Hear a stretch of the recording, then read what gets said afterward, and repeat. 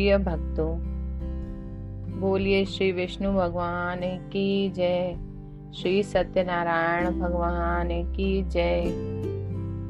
श्री सत्यनारायण व्रत कथा प्रारंभ। एक समय नैमिषारण्य तीर्थ में सौनक इत्यादि 88,000 ऋषियों ने एकत्रित होकर सबकी भलाई के लिए मन प्रसन्न करने वाली सभा की।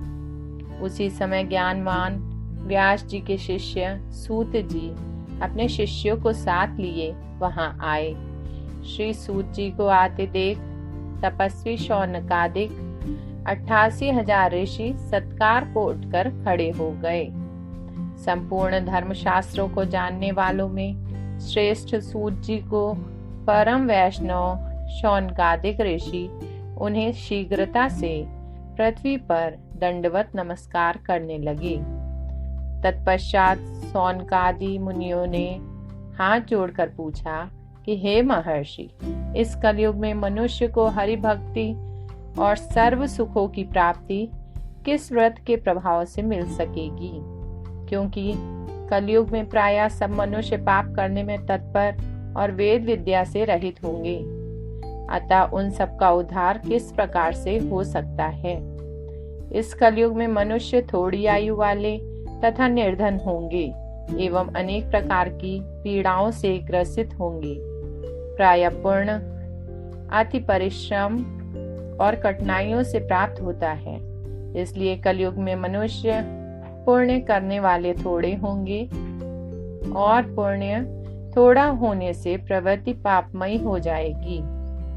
इस हेतु छोटी बुद्धि वाले मनुष्य अनेक प्रकार के दुख भोगते हुए अपने वंश के सहित नष्ट होवेंगे। इसलिए हे सूत जी, जिस प्रकार थोड़े और थोड़े कर्म करने से मनुष्यों को पुण्य प्राप्त हो जावे, ऐसा कोई सरल साधन बताइए, जिस उपदेश के द्वारा मनुष्य गण पुण्य करते हैं, उस उपदेश का करने वाला भी पुण्य का भागी होता है।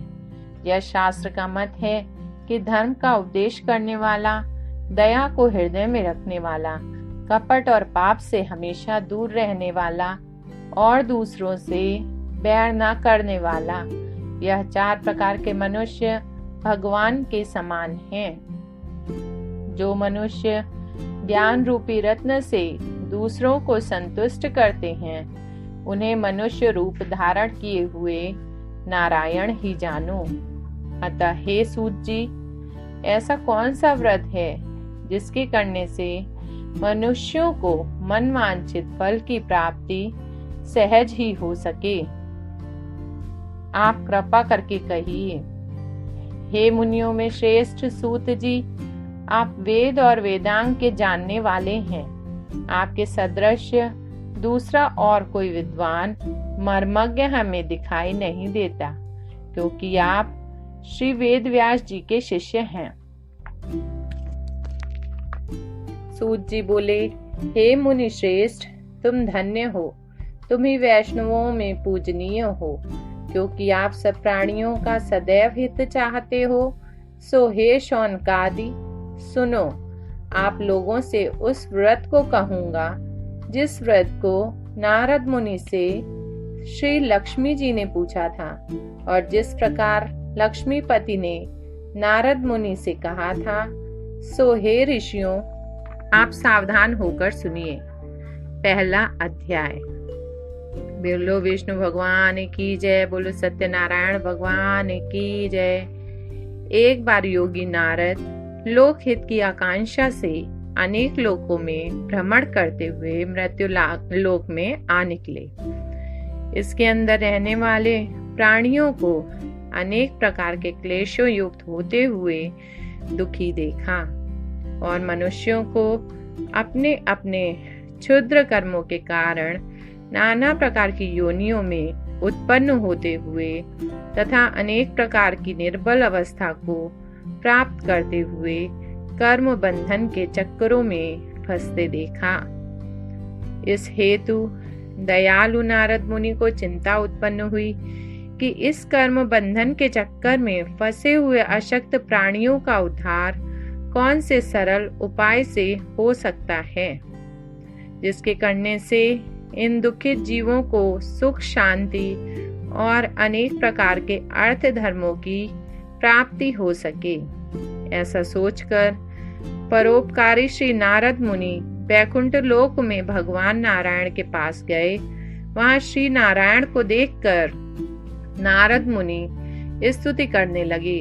हे शुक्लवर्ण, चतुर्भुज, शंख चक्र गदा पद्म वनमालाओं को धारण करने वाले, हे देवों के देव, दीनों के रक्षक, भक्तों पर महान दया करने वाले तथा मन और बुद्धि की शक्ति से अगम अनंत रहने वाले, हे दया के सागर, हे दुष्टों के नाश करने वाले, हे साधु संत और गौ ब्राह्मण की रक्षा करने वाले, हे सर्वांतरयामी, घट घट के वासी, हे सिंधु को बिंदु और तृण को पहाड़ बना सकने वाले, हे अनंत शक्तिशाली, हे सर्व सामर्थ्यवान, हे सनातन सत्यदेव, आपको बारंबार नमस्कार है।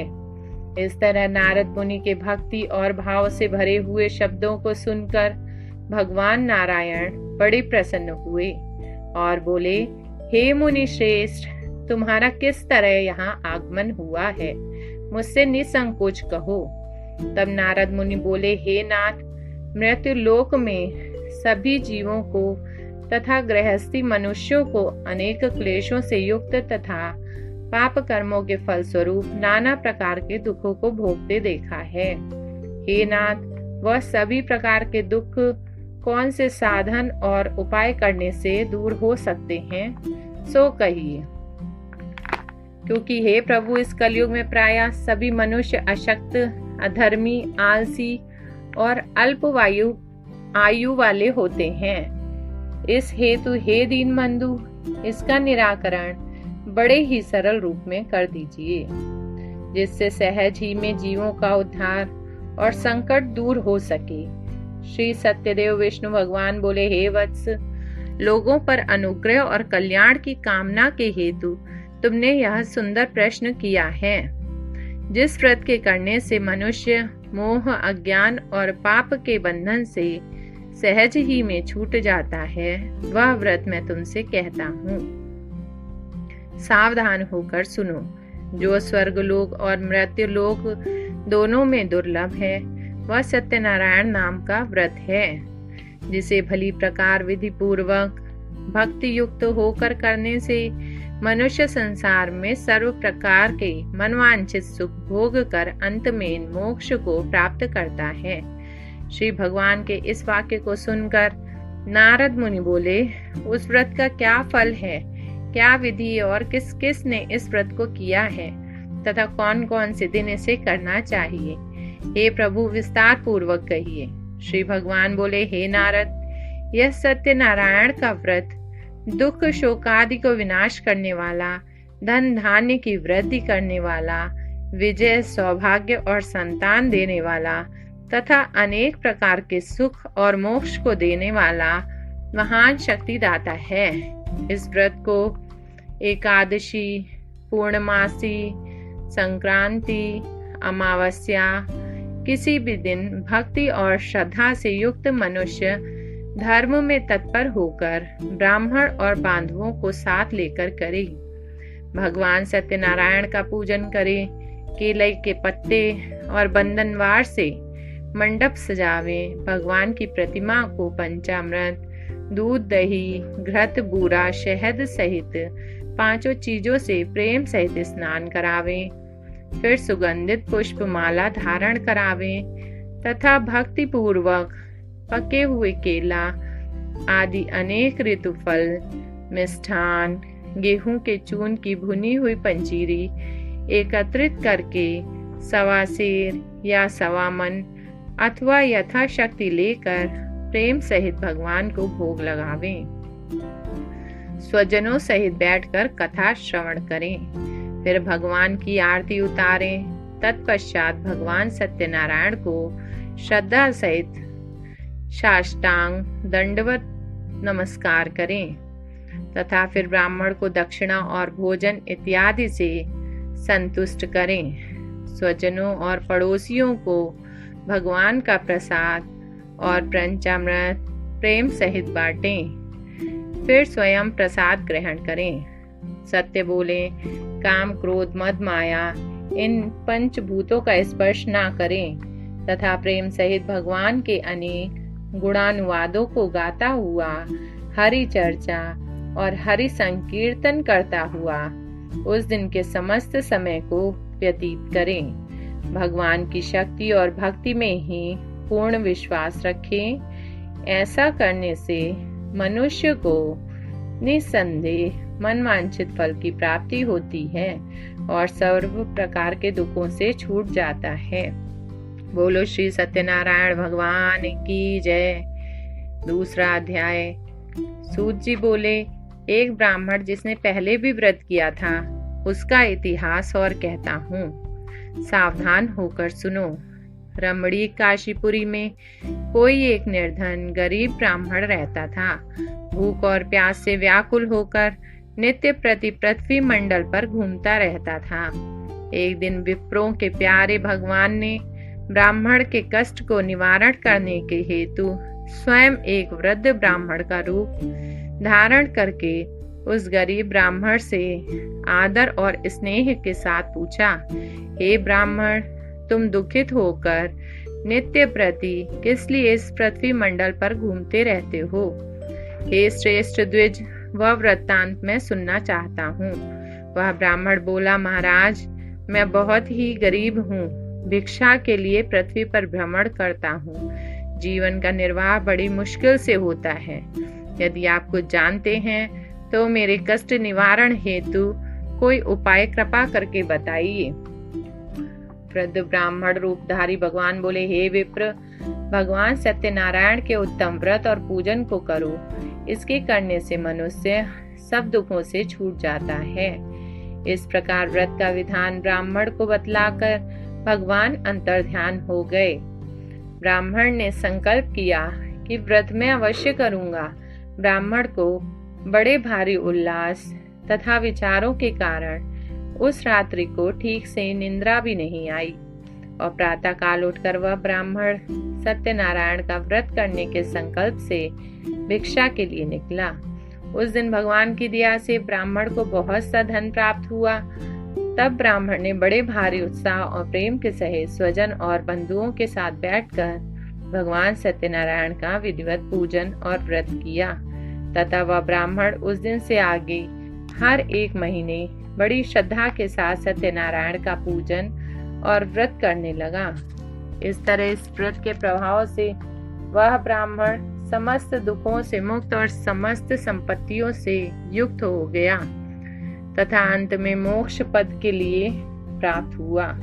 हे मुनि, जो मनुष्य इस सत्यनारायण के व्रत को प्रेम और श्रद्धा के सहित करेगा उसके सभी दुख नष्ट होंगे और वह सर्व आनंद तथा सुखों को प्राप्त करेगा। हे ऋषियों, अब आपको और क्या सुनाऊं? ऋषि बोले, हे मुनि सूत जी, उस ब्राह्मण से किसने सुना और फिर किस किस ने इस व्रत का आचरण किया? यह सब वृत्तांत हम सुनना चाहते हैं। सूत जी बोले, हे मुनीश्वरों, सुनो। एक दिन वही ब्राह्मण अपने महान वैभव के सहित बंधु बांधव और स्वजनों को साथ लेकर भगवान सत्यनारायण का व्रत कर रहा था। उसी समय एक लकड़ी बेचने वाला वहां आ गया। वह भूखा और प्यास से दुखित था। लकड़ियों के गट्ठे को बाहर रखकर मकान के अंदर गया और ब्राह्मणों को बड़ी श्रद्धा से व्रत करते देखकर बड़ी नम्रता के साथ हाथ जोड़कर बोला, महाराज, आप यह क्या कर रहे हैं और इसके करने से क्या फल प्राप्त होता है? ब्राह्मण ने उत्तर दिया कि यह सर्व प्रकार के मनवांछित फलों को देने वाला, दुखों से छुड़ाने वाला तथा लोक और परलोक दोनों में आनंद देने वाला भगवान सत्यनारायण का व्रत है। इसकी कृपा से ही मुझे धन धान्य की प्राप्ति हुई है। इस व्रत के प्रभाव और महात्म्य को सुनकर लकड़ी बेचने वाला आनंद को प्राप्त हुआ। फिर प्रसाद खाया, जल पिया और नगर को चल दिया। तथा मन में इस प्रकार का संकल्प किया कि आज ग्राम में लकड़ी बेचने से जो मुझे धन प्राप्त होगा उसी से मैं भी सत्यनारायण देव का उत्तम व्रत करूंगा। यह सोचता हुआ लकड़ियों को लेकर एक रमणीक नगर में जा पहुंचा, जहां बड़े धनवान लोग निवास करते थे। भगवान की दया से उस दिन उसे लकड़ियों की दुगनी कीमत मिली, इसलिए वह बड़ी प्रसन्नता के साथ पके हुए केले के फल, शक्कर, घी, दूध, दही, शहद, गेहूं का चून, इन सब को लेकर अपने घर गया। फिर उसने अपनी स्त्री को बुलाकर विधि पूर्वक भगवान सत्यनारायण का पूजन और व्रत किया। उस व्रत के प्रभाव से वह धनवान तथा पुत्रवान हुआ तथा इस संसार में सुख भोग कर अंत में सत्यपुरी को गया। बोलो विष्णु भगवान की जय। तीसरा अध्याय। सूत जी बोले, बलवान राजाओं में श्रेष्ठ एक उल्कामुख नाम का जितेंद्रिय राजा था। वह सदैव नित्य प्रति देव मंदिर में जाकर ब्राह्मणों को धन देकर संतुष्ट किया करता था। उसकी स्त्री कमल के सदृश मुख वाली सुंदर और पतिव्रता थी। भद्रशिला नदी के किनारे पर वह राजा सत्यदेव के व्रत और पूजन को करता था। उसी समय वहां एक साधु बनिया आया। वह व्यापार के वास्ते रत्न आदि बहुत सा धन नाव में भरकर लाया था। नाव को नदी के किनारे लगाकर आप नीचे उतर गया। वहां राजा को व्रत और पूजन करते देखकर हाथ जोड़कर बड़ी नम्रता से पूछने लगा, हे राजन, भक्ति पूर्वक आप यह क्या कर रहे हैं? कृपा करके कहिए। राजा बोले, हे साधु, यह अति तेजस्वी विष्णु भगवान का पूजन है, जो कि अपने बंधुओं के साथ पुत्र प्राप्ति की इच्छा से कर रहा हूँ। इस व्रत के करने से मनुष्य की सभी मनोकामनाएं पूर्ण हो जाती हैं।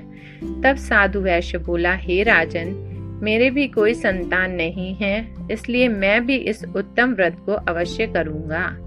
आप कृपा करके इस व्रत की विधि बतला दीजिए। तब राजा ने सत्यदेव के पूजन व्रत की संपूर्ण विधि साधु को बतला दी।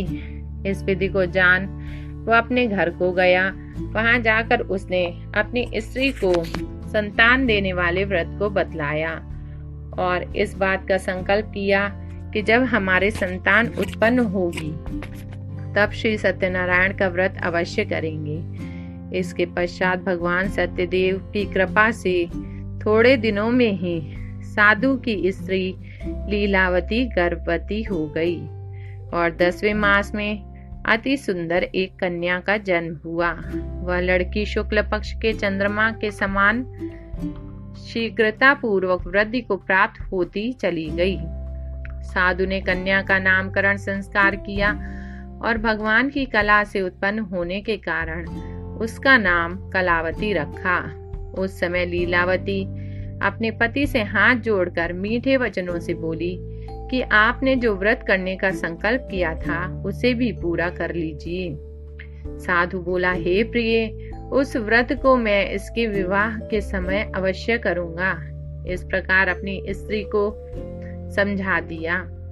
इधर कलावती पिता के घर में नित्य बढ़ने लगी। एक दिन साधु बनिया ने सखियों के साथ खेलती हुई अपनी लड़की को देख विवाह के योग्य जानकर दूत को बुलाकर कहा कि कन्या के लिए कोई सुंदर और सुयोग्य वर देखकर लाओ।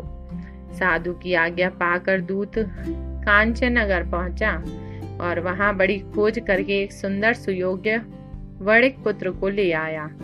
उस लड़के को देखकर साधु ने अपने भाई बंधुओं के सहित प्रसन्न चित्त से कन्या का विवाह उसके साथ कर दिया। किंतु दुर्भाग्यवश वह विवाह के समय भी उस व्रत को करना भूल गया। तब श्री सत्यनारायण भगवान क्रोधित हो गए और श्राप दे दिया कि तुम्हें दारुण, कठिन और महान दुख प्राप्त होगा। इसके पश्चात वह व्यापार कुशल साधु बनिया अपने जामाता को साथ में लेकर वाणिज्य करने के लिए समुद्र के समीप रमणीक रत्न सागर नगर में पहुंचा और वहां से फिर दोनों ससुर जमाई चंद्रकेतु राजा के नगर में पहुंचे और व्यापार करने लगी।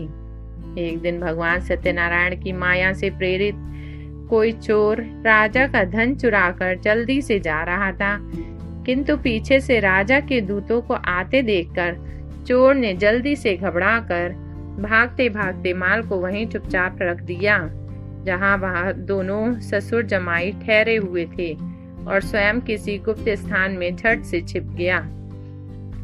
तब दूत उस साधु वैश्य के पास राजा के धन को देखकर दोनों को बांध कर ले गए और बड़े हर्ष के साथ राजा के सन्मुख पहुंचकर दूतों ने हाथ जोड़कर निवेदन किया, महाराज, हम दो चोरों को पकड़ कर लाए हैं, इन्हें देखकर आज्ञा प्रदान कीजिए। राजा ने उन्हें तुरंत बंदी गृह में डालने की आज्ञा दे दी। सत्यनारायण की माया से किसी ने भी उनकी बात नहीं सुनी तथा चंद्रकेतु राजा ने उनका सब धन हरण कर लिया और भगवान सत्यदेव के श्राप से उधर भी उस साधु वैश्य की स्त्री और पुत्री दोनों दुखी हो गईं और जो धन घर में रखा वह सब चोरों ने चुरा लिया। इस प्रकार भूख और प्यास से दुखी होकर अन्न की चिंता में घर घर फिरने लगी। एक दिन वह कन्या भूख से दुखी होकर एक द्विज के मकान पर गई। उस जगह भगवान सत्यनारायण के व्रत को देख वहां बैठकर उसने कथा सुनी और पिता एवं पति की मंगल कामना की। फिर प्रसाद खाकर रात को घर पर गई। माता ने कलावती कन्या से प्रेम से पूछा, हे पुत्री, इतनी देर तक तू कहाँ रही? तब कलावती कन्या ने शीघ्र ही माता से कहा, द्विज के मकान पर मनवांछित फल देने वाले व्रत को देखती रही। उसकी बात सुनकर वैश्य की स्त्री को अपने पति का पूर्व का संकल्प याद आ गया तथा प्रसन्नचित भगवान सत्यनारायण के व्रत को करने के लिए तैयार हुई। उस साध्वी स्त्री ने अपने बंधुओं के सहित व्रत किया और बारंबार क्षमा प्रार्थना की और वर मांगा कि हे प्रभु, मेरे पति और जामाता शीघ्र अपने घर को कुशल पूर्वक लौटें। इस व्रत से संतुष्ट होकर भगवान सत्यनारायण ने चंद्रकेतु राजा को स्वप्न में दर्शन दिया और कहा, हे नृप, प्रातः दोनों वणिक पुत्रों को कैद से मुक्त कर देना और जो धन उनका तुमने ले लिया है वह धन उनको वापस दे देना, अन्यथा तुम्हें राज्य, धन और पुत्र सहित नष्ट कर दूंगा। तब प्रतापी राजा ने उस दिन सभा में बैठकर सभी को अपना स्वप्न सुनाया और कहा कि उन बंदी दोनों वणिक पुत्रों को कैद से मुक्त करके मेरे सन्मुख ले आओ। राजा के यह वचन सुनकर दूत ने दोनों वणिक पुत्रों को बंधन से छुड़ाकर राजा के सन्मुख लाकर खड़े कर दिए। राजा के सन्मुख आते ही दोनों वणिक पुत्रों ने चंद्रकेतु राजा को हाथ जोड़कर नमस्कार किया।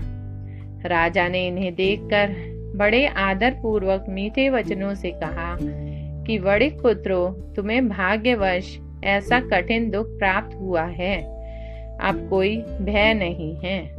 ऐसा कहकर राजा ने उनको मुक्त करके नए नए वस्त्राभूषण पहनाए तथा उनका जितना धन ले लिया था उससे दूना धन राजा ने उन्हें दिलवा दिया और आज्ञा दी कि अब आप अपने आश्रम को जा सकते हो।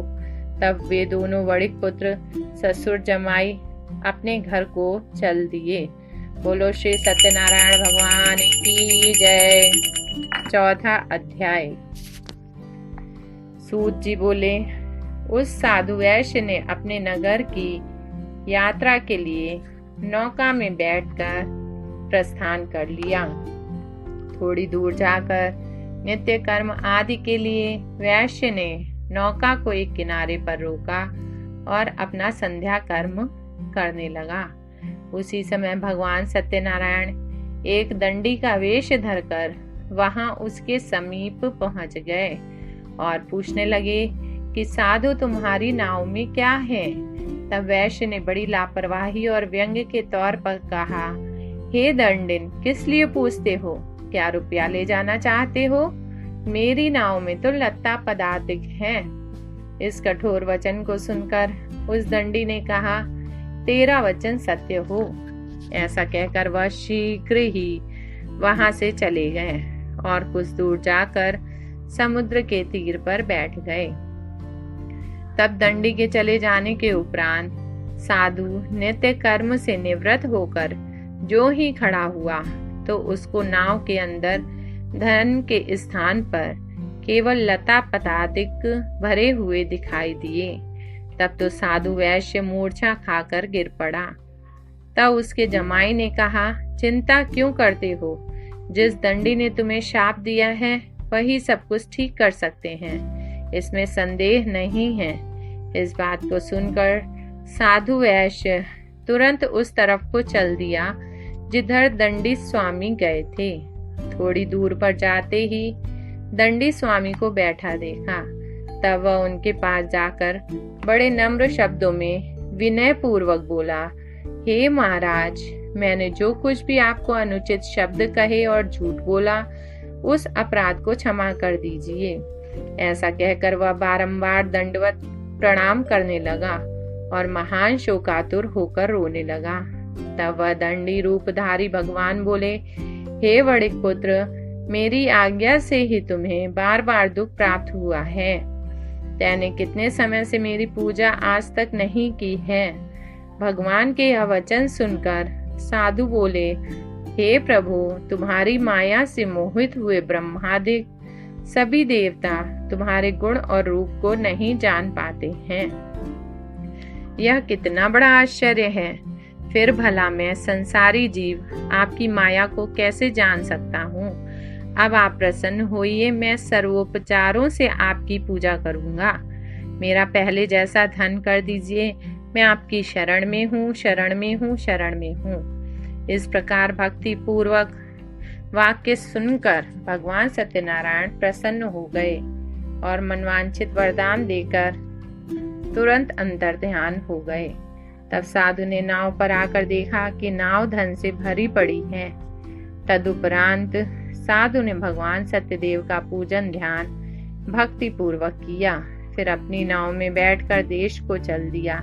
जब अपने नगर के समीप पहुंच गए तब उसने नौकर को घर पर भेजा।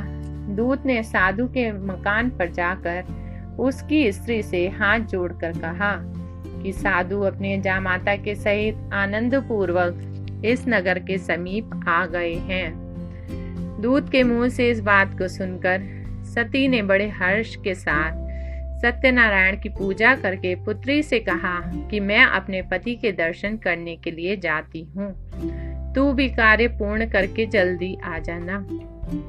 माता के वचन सुनकर कलावती कन्या प्रसाद को छोड़कर पति के पास गई। इस हेतु प्रसाद की अवज्ञा के कारण भगवान सत्यनारायण ने रुष्ट होकर उसके भर्ता को नाव सहित जल में अंतर ध्यान कर दिया। तब कलावती कन्या अपने पति को न देखकर महाशोक में रोती हुई पृथ्वी पर गिर पड़ी।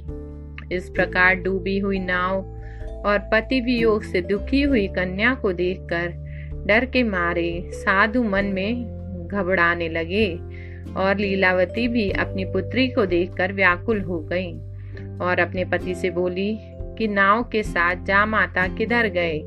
न मालूम किस देवता की अवज्ञा का यह फल प्राप्त हुआ है। फिर कलावती कन्या ने अपने पति की खड़ाओं को लेकर मरने का निश्चय कर लिया। तब ऐसी जटिल दुखदायी परिस्थिति में साधु वैश्य दुखी तथा विहल होकर भगवान सत्यदेव की बार बार प्रार्थना करने लगा और पृथ्वी पर मस्तक रख हाथ जोड़कर कहने लगा, प्रभु, मुझसे और मेरे परिवार से जो कुछ भूल हो गई हो उसे क्षमा कर दीजिए। इस प्रकार भक्ति युक्त वाक्यों को सुनकर भगवान सत्यदेव प्रसन्न हो गए और आकाशवाणी के द्वारा आज्ञा दी कि हे साधु, तेरी पुत्री मेरे प्रसाद को छोड़कर चली आई है। इसलिए इसका पति अदृश्य हो गया है। अगर यह घर जाकर प्रसाद खाकर लौटेगी तो इसे पति अवश्य मिलेगा। कन्या ने इस आकाशवाणी को सुन झटपट घर जाकर प्रसाद खाया। फिर उसने वापस आकर अपने पति के दर्शन किए। तब वैश्य परिवार के सभी लोग प्रसन्न हो गए। फिर साधु ने बंधुओं सहित भगवान सत्यदेव का पूजन विधि पूर्वक किया तथा ब्राह्मणों को दक्षिणा देकर संतुष्ट किया। उस दिन से साधु हर एक पूर्णिमा व संक्रांति के दिन सत्यनारायण का पूजन व व्रत करने लगा। फिर जीवन भर इस संसार में सुख भोग कर अंत में सत्यपुरी बैकुंठ धाम को गया। बोलो श्री सत्यनारायण भगवान की जय। बोलो विष्णु भगवान की जय। 5वां अध्याय। सूत जी बोले, हे मुनीश्वरों, सुनो, मैं और भी कथा सुनाता हूँ। प्रजा पालन में संलग्न रहने वाला एक तुंगध्वज नाम का राजा था। एक समय वह वन में जाकर अनेक प्रकार के पशुओं को मारकर विश्राम करने के लिए एक बड़ वृक्ष के नीचे पहुंचा। वहां उसने देखा कि गाय चराने वाले ग्वाले भक्ति पूर्वक अपने बंधुओं के सहित संतुष्ट चित्त से भगवान सत्यनारायण का पूजन और व्रत कर रहे हैं। राजा गर्व के कारण उनके पास नहीं गया और भगवान को प्रणाम भी नहीं किया। तब ग्वाल बाल अपने राजा को आया देख भगवान का प्रसाद ले राजा को देने गए। राजा ने अहंकार के कारण ग्वालों को तुच्छ और गरीब जानकर प्रसाद नहीं लिया और प्रसाद की अवज्ञा करके अपने घर को चला गया। वहां जाकर देखता है कि उसके 100 पुत्र मरे पड़े हैं तथा संपूर्ण धन और वैभव नष्ट हो चुका है। यह देखकर राजा बड़े दुखी हुए और विचार करने लगे कि मैंने सत्यदेव के प्रसाद की जो अवज्ञा की है उसी के कारण मेरा यह महान अनिष्ट हुआ है। ऐसा सोच राजा तुरंत उसी वन में पहुंचे जहां ग्वाले पूजन कर रहे थे। वहां जाकर राजा ने ग्वालों के साथ बैठकर सत्यदेव का पूजन बड़ी श्रद्धा और भक्ति सहित किया। वे ब्राह्मणों को दक्षिणा देकर प्रसाद खाया और घर लौट आए। तब भगवान की दया से उनके सभी पुत्र जीवित हो गए और समस्त धन ज्यों का त्यों पूर्ण हो गया और फिर हमेशा भगवान का पूजन करने लगा। इस प्रकार वह राजा इस लोक में सुख भोग कर अंत में सत्यपुरी बैकुंठ को गए। सूत जी बोले, जो कोई इस परम दुर्लभ सत्यदेव के व्रत को करेगा, सत्यदेव की कृपा से उसे धन धान्य की प्राप्ति होगी, दरिद्र को धन उपलब्ध होगा और शत्रुओं से मुक्त होगा, सभी प्रकार से निर्भय होगा, संतानहीन को संतान प्राप्त होगी, संपूर्ण मनोरथों की पूर्ति होगी और इस लोक में सब प्रकार के सुख भोग कर अंत में भगवान की सत्यपुरी वैकुंठ धाम को जाएगा। हे मुनीश्वरों, जिन्होंने पहले सत्यनारायण का व्रत किया था उनके दूसरे जन्म की भी कथा कहता हूँ।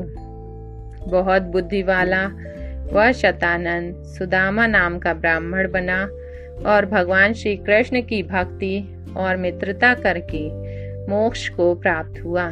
लकड़ियां उठाने वाला भीलों का राजा गुह बना। उसने श्री राम सेवक होकर भक्ति के बल से मोक्ष को प्राप्त किया। उल्कामुख नाम का राजा नृपति दशरथ हुआ, जो श्री राम को पुत्र रूप में प्राप्त करके बैकुंठ को गया।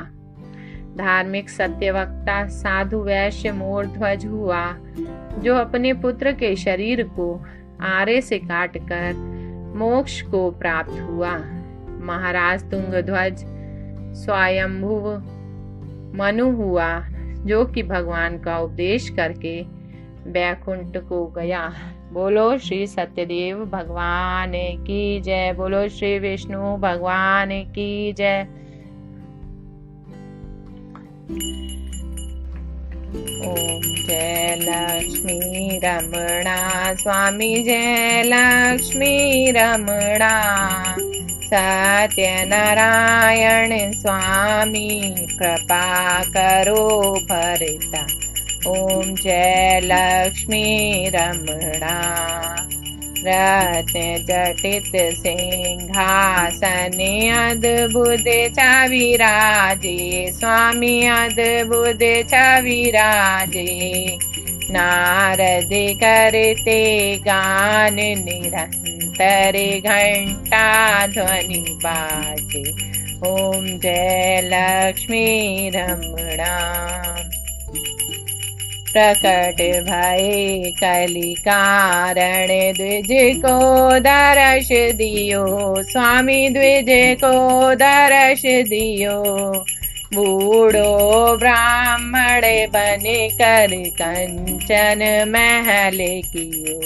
ओम जय लक्ष्मी रमणा दुर्बल भील कठोर जिन पर कृपा करी स्वामी जिन पर कृपा करी। चंद्रचूड़ एक राजा जिनकी विपत्ति हरी। ओम जय लक्ष्मी रमणा वैश्य मनोरथ पायो श्रद्धा तजि दीनी स्वामी श्रद्धा तजि दीनी। सो फल भोग्यो प्रभु जी फिर स्तुति कीनी। ओम जय लक्ष्मी रमणा भाव भक्ति के कारण छिन्न छिन्न रूप धर्यो स्वामी छिन्न छिन्न रूप धर्यो। श्रद्धा धारण कीनी तिनके काज सर्यो। ओम जय लक्ष्मी रमणा ग्वाल बाल संग राजा वन में भक्ति करी स्वामी वन में भक्ति करी। मन वांछित फल दीना दीन दयाल हरि। ओम जय लक्ष्मी रमणा चढ़त प्रसाद सवायो कदली फल मेवा स्वामी कदली फल मेवा। धूप दीप तुलसी से राजी राजा सत्य देवा। ओम जय लक्ष्मी रमणा श्री सत्यनारायण जी की आरती जो कोई जन गावे स्वामी प्रेम सहित गावे। मान सुख संपत्ति मन वांछित फल पावे।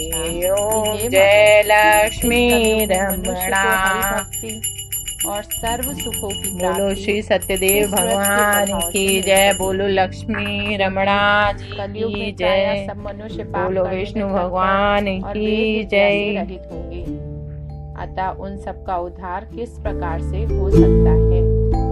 इस कलयुग में मनुष्य थोड़ी